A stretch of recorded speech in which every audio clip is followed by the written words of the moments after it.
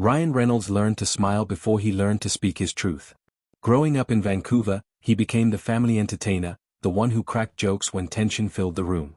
His father struggled with anxiety and anger, creating an atmosphere where young Ryan felt he had to be perfect, funny, always on. He discovered early that humor was armor. Make them laugh, and they won't see you're bleeding inside. By the time Hollywood found him, Ryan had perfected the act. Cameras loved his quick wit and effortless charm.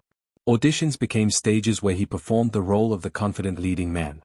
But alone in his apartment, staring at his reflection, he didn't recognize the person looking back. The entertainment industry celebrated his success while his inner world crumbled. Relationships felt like scenes he was acting in rather than living through. He dated, smiled for paparazzi, gave interviews where he sparkled with charisma, yet something fundamental was missing. He was becoming famous for being Ryan Reynolds, but he had no idea who that person actually was. The golden mask he wore in public had fused to his face. Anxiety gripped him in quiet moments, whispering that he was a fraud, that eventually everyone would see through the performance. He pushed harder, took more roles, made more people laugh. If he stopped moving, stopped performing, the darkness might catch up. Success became his drug in his prison.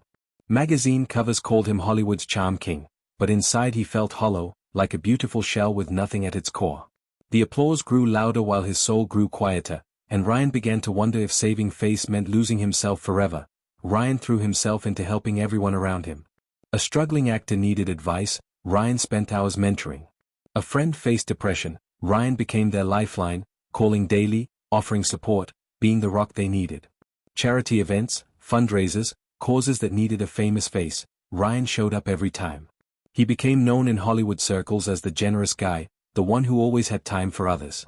His phone never stopped buzzing with people needing something, and he never said no. Saying no felt selfish. His childhood taught him that his value came from what he could do for others, not from simply existing. So he gave and gave until he was running on empty.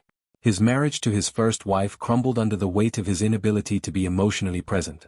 He was so busy saving everyone else that he forgot to show up for the person sleeping beside him. The divorce devastated him, confirming his deepest fear that he wasn't enough. Instead of facing that pain, he doubled down. More charity work, more helping friends, more being the guy everyone could count on. His agent worried about burnout, but Ryan dismissed it with a joke. His body told a different story. Panic attacks started hitting him during quiet moments. His heart would race, his chest would tighten, and terror would flood through him for no apparent reason. He hid these episodes from everyone, stepping away during parties, locking himself in bathrooms until the storm passed. The hero everyone relied on was drowning, and he couldn't let anyone see. He feared that admitting struggle would disappoint people, that showing cracks would prove he was the fraud he'd always suspected himself to be. The night everything shattered, Ryan was alone in a hotel room in New York. Another premiere, another red carpet where he'd smiled until his face hurt, another interview where he'd been effortlessly charming. But back in his room, the mask finally cracked. A panic attack hit with unprecedented force. His vision blurred, his hands shook uncontrollably, and he couldn't catch his breath. For the first time in his life, Ryan thought he might actually be dying. He called his best friend, voice breaking, admitting he couldn't do this anymore. He didn't know what this even meant: life, acting, pretending, existing. Everything felt impossible.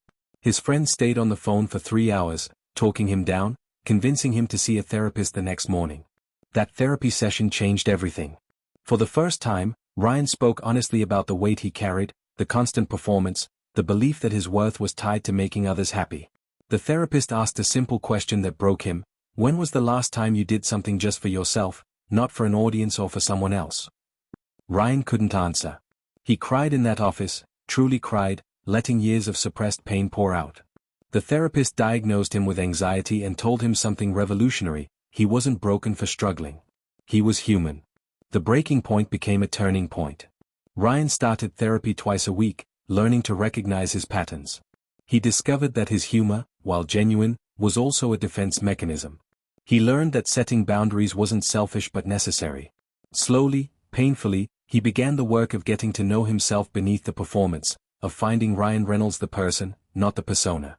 Healing wasn't a Hollywood montage with inspiring music. It was messy, slow, and often felt like moving backward. Ryan had to confront painful truths about himself, his childhood, and the walls he'd built.